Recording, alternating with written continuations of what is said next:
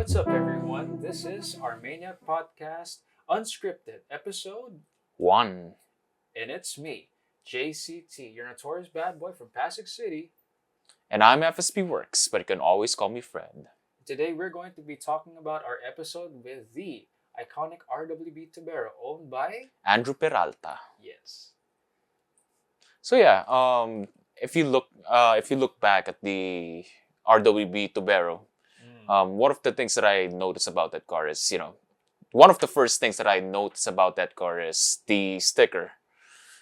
On the door panel, right? Yes. It says there Tubero. Like at first glance, akala mo turbo. As in yung iconic livery ng Porsche, di ba? I also got full to that. Yes. So yeah, napaka-subtle nung nung sticker niya dun sa Tubero, right? Yeah, it was very subtle to the point that I just thought it was the natural turbo label, but up Yes. until I looked into it, I'm like, wait, why is it called Tubero? Could that be the car's actual name? Mm. So, looking through it, I really wanted to know what really gave, instead of calling it the usual turbo. Now, this reminded me that, Akira Nakai, the legend himself, actually gives those cars the names. Right. And ever since it's Akira Nakai himself who gives names to the RWBs, right? Until just recently, not really recently, but during Tubero's time, like he was given the opportunity to give his Porsche a name, Tobero, and Yes. it is actually based on his father's profession as a plumber. Yeah. Giving an honor to his father who's a plumber. And I actually like that because, Mhm. meeting Drew and meeting, the bear in person, Drew really made it a point to be as humble as possible. Like, if he would go through car meets, if you noticed, he's always this guy wherein he wants everyone to be treated as his equal, Exactly. even if he owns quite the rare car. And in fact, it's both our favorite Porsche model at that. And quite frankly, I think it's one of my all-time favorite, RWB, and also one Yes. of my all-time favorite Porsche 911s. The 993 where it's based. Yes. And I mean, even me, it's one of the first Porsches, RWB builds that I fell in love with at first through Akira Nakai because, at first I fell in love with his Stella, how do you pronounce it? It's Stella Artois. Right. His very first project, if I'm not mistaken. Yes, it's his first Yes. project. One of his first. He started in the late 1990s, and then he went around the world, and in order for customers to what do you call this, to build him. I mean, in order for his customers to build an RWB built by, of course, the man himself, Akira Nakai. They needed to wait for a year, if I'm not mistaken. Yes. And they need to at least provide him, a hotel, food, and of course, since he is a smoker, a place to smoke. That's exactly what Drew told us. And I was shocked myself because I was like, wow, quite the But I think it's all worth it though at the end because he would really do it by hand, right? He'd really Yes, make it by hand. with little to no measurements. Yes. And not to mention, he's the very first one, I think, to really, really try Japanese tuning on a Porsche. That's why the very first time I saw Stella, I was like, oh my gosh, that's the very first time I've ever seen Japanese parts on a Porsche. Wide body at that. And yeah, it screamed, outrage from purists, Yes. from Porsche purists. But me being more diverse with cars, I admire its boldness, the the character of each of his builds. Yes. I mean, one clear-cut example is the one that, one of the first, if not the first, one to actually introduce RWB to the Philippines, Angie King. Yes. And her RWB Victoria. RWB Victoria. And the very first and the very most iconic. Actually, that's how I got to know Akira Nakai in the first place. Like, it was 2013. It was 2013. I was in high school, second year high school, if I'm not mistaken. Oh. Yes, 2013. That's how I got to know Akira Nakai and Angie King during that time. Mm. Me too, around that period, because it was in my latter years that I got to appreciate classic Porsches. And when I first saw, Stella and the other RWB builds, I was instantly in love. Mm-mm. Because I never knew that with German or European touring, it's like, what they say, East meets West type of thing. Yes, exactly. Right. And if you remember, if I'm not mistaken, his very first build was meant for drifting. So I think that's what explains how Mm. wide they look And in yeah, dimensions. not to mention as well, um, it is actually one of the first, if I'm not mistaken, one of the first engine swaps done to an RWB. Mm. Yep. Yeah, I remember Drew mentioning that there was even a donor car Oh to, yes. bring that car back to life fully, Mm-mm. even if it was in great working condition or good Mm. working condition. Right, It was a 964, right? It Yes. was supposed to be you. It was supposed to be the donor car for Tobero, but then they Mm. Angie decided not to touch it. Yes. Tama. And in fact, Angie and Drew have quite the friendship. And I was shocked how generous she really was, even in giving the car parts, repairing Mm. it. Man, makes me really want to, hopefully meet her someday.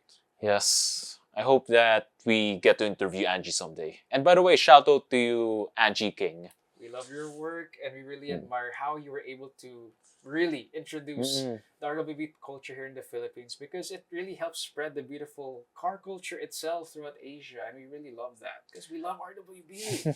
And yeah, I got to meet her last November in the Manila Auto Salon. Yeah, I really envy you for that.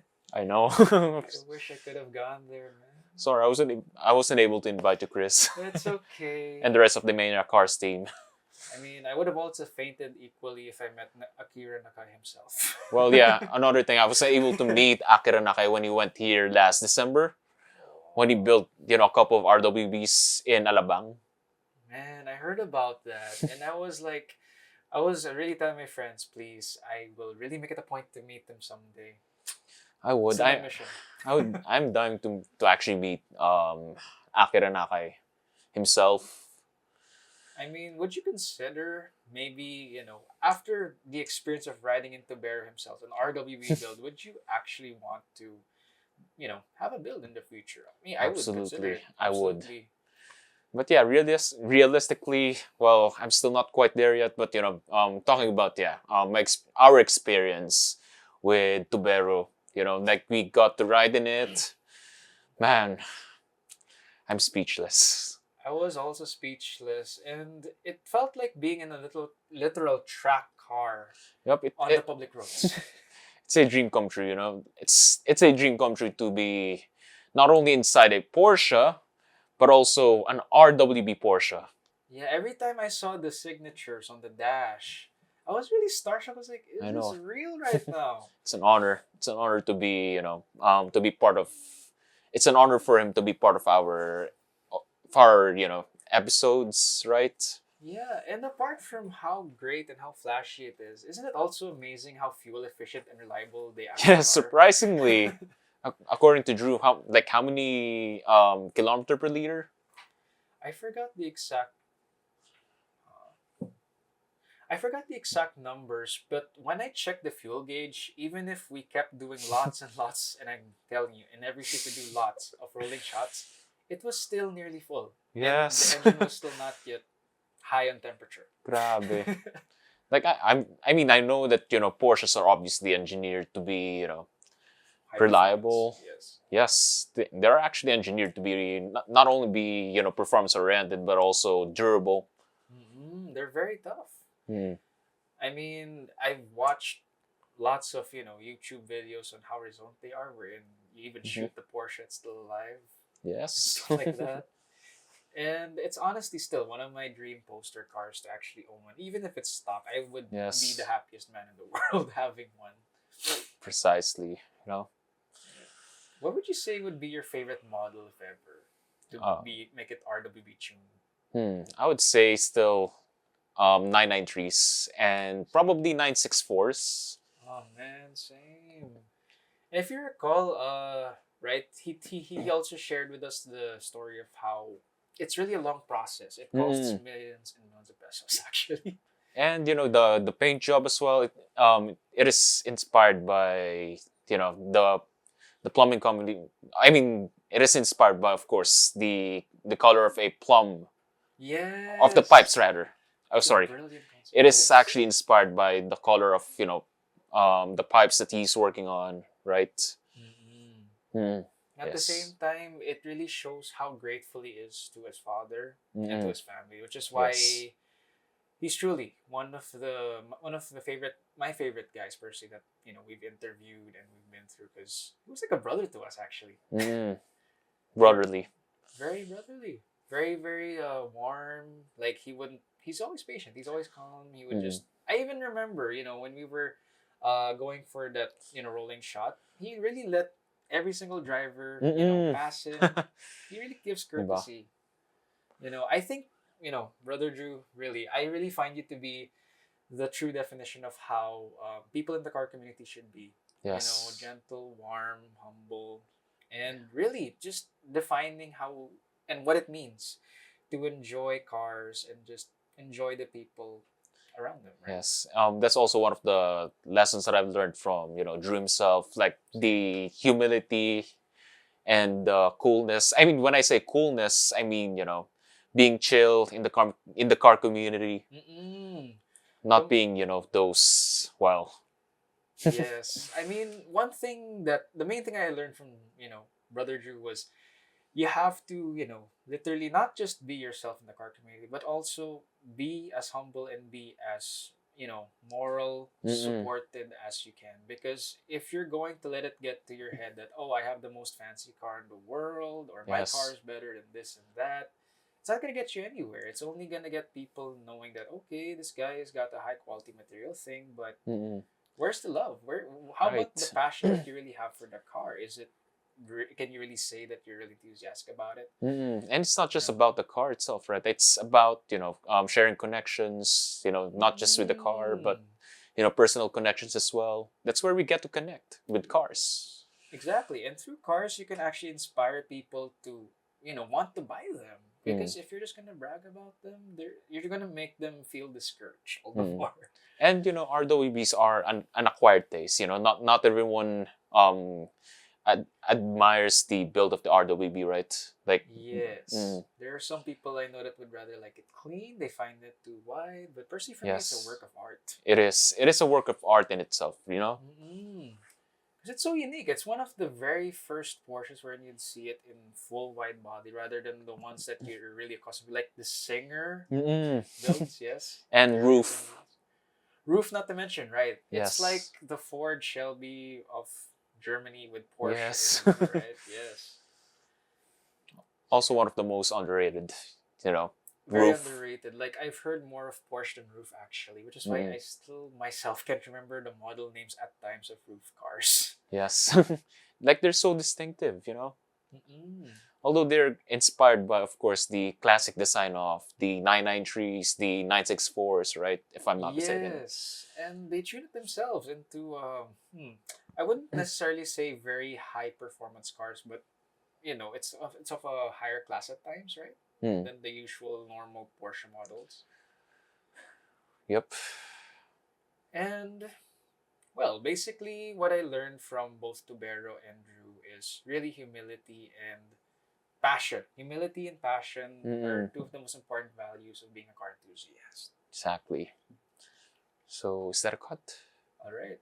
And that's what we have for our episode with RWB Tobero and Drew Peralta. It was truly a wonderful experience being with you, brother, and we really hope to have more memories with you. Thank you. Thank you so much. Yeah.